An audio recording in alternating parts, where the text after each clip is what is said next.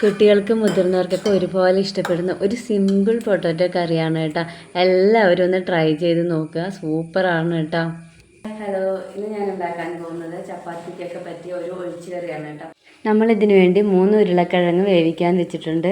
വേവിച്ച ശേഷം നന്നായിട്ടൊന്ന് ഉടച്ച് മാറ്റി വെക്കണം കേട്ടോ. ഇനി നമുക്കൊരു കടായി അടുപ്പത്ത് വെച്ച് കൊടുക്കാം. അതിലേക്ക് 1 ടീസ്പൂണോളം വെളിച്ചെണ്ണ ഒഴിച്ച് കൊടുത്തിട്ടുണ്ട്. വെളിച്ചെണ്ണ ചൂടായി വരുമ്പോൾ ഒരു 1/2 ടീസ്പൂണോളം കടുക് ഇട്ട് കൊടുത്ത് പൊട്ടിച്ചെടുക്കാം. പിന്നെ അതിലോട്ട് ഒരു 1/4 ടീസ്പൂണോളം ചെറിയ ജീരകം ഇട്ട് കൊടുത്തിട്ടുണ്ട്. ജീരകമൊക്കെ പൊട്ടി വന്നിട്ടുണ്ട് കേട്ടോ. അതിലോട്ട് 1 ടീസ്പൂണോളം വെളുത്തുള്ളി ഇഞ്ചി പേസ്റ്റ് ഇട്ട് കൊടുത്ത് നന്നായിട്ട് അതിൻ്റെ പച്ചമണം മാറുന്നോടെ വരെ ഒന്ന് വഴറ്റി കൊടുക്കണം. ഇപ്പോൾ വെളുത്തുള്ളിയുടെ ഇഞ്ചിയുടെയും പച്ചമണമൊക്കെ നന്നായി മാറി വന്നിട്ടുണ്ട് കേട്ടോ. ഈ സമയത്ത് 2 മീഡിയം സൈസ് സവാള നീളത്തിലരിഞ്ഞതും 1 പച്ചമുളക് വലുത് നീളത്തിലരിഞ്ഞതും. ഈ സവാള വേഗം വഴണ്ടി വരാൻ ആവശ്യത്തിന് ഒരു ഇച്ചിരി ഉപ്പും കൂടി ഇട്ടിട്ട് നന്നായി വഴറ്റിയെടുക്കുക കേട്ടോ. ഒരുപാട് ബ്രൗൺ കളർ ആവേണ്ട ആവശ്യമൊന്നുമില്ല, എന്നാലും അത്യാവശ്യം ഒന്ന് വഴറ്റിയെടുക്കാം. ഇപ്പോൾ നമ്മുടെ സവാളയൊക്കെ നന്നായി വഴണ്ടി വന്നിട്ടുണ്ട് കേട്ടോ. ഇതിലോട്ട് 1/4 ടീസ്പൂൺ മഞ്ഞൾപ്പൊടിയും 1/4 ടീസ്പൂൺ മുളക് പൊടിയും 1/2 ടീസ്പൂണോളം മല്ലിപ്പൊടി ഇട്ട് കൊടുത്തിട്ടുണ്ട്.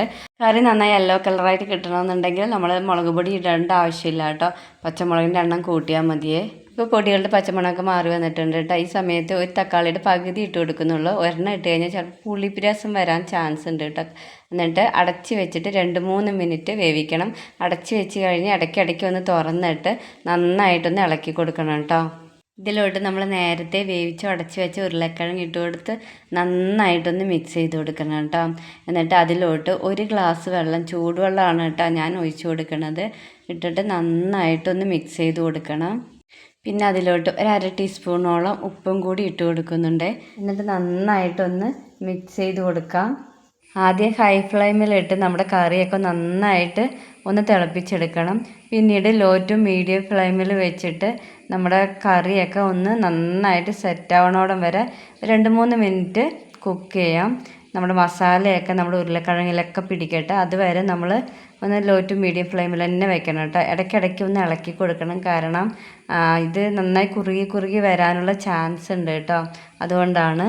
ഇപ്പം നമ്മുടെ കറിയൊക്കെ നന്നായിട്ട് കുറുകി സെറ്റായി വന്നിട്ടുണ്ട് കേട്ടോ. ഈ സമയത്ത് 1/4 ടീസ്പൂണിൽ കുറവ് ഗരം മസാല ഇട്ട് കൊടുത്ത് നന്നായി ഒന്ന് മിക്സ് ചെയ്ത് കൊടുക്കുന്നുണ്ട്. ഗരം മസാല ഇഷ്ടമല്ലാത്തവരാണെങ്കിൽ സ്കിപ്പ് ചെയ്തോ കേട്ടോ, കുഴപ്പമൊന്നുമില്ല. ചെറിയൊരു ടേസ്റ്റിന് വേണ്ടിയാണ് കേട്ടോ നമ്മൾ ഗരം മസാല ഇട്ട് കൊടുക്കുന്നത്. നമ്മൾ ഗ്യാസൊക്കെ ഓഫ് ചെയ്തിട്ടുണ്ട് കേട്ടോ ഈ സമയത്ത്. ഇനി നമുക്ക് കുറച്ച് മല്ലിയില അതിന് മുകളിലോട്ട് ഇട്ട് കൊടുക്കാം. മല്ലിയില ഇഷ്ടമല്ലാത്തവർ സ്കിപ്പ് ചെയ്തോളൂ കേട്ടോ. മല്ലിയിലൊക്കെ ഇടുമ്പോൾ ഭയങ്കര ടേസ്റ്റിയാണ് കേട്ടോ. അപ്പോൾ നമ്മുടെ കറി ഇവിടെ റെഡി ആയിട്ടുണ്ട്.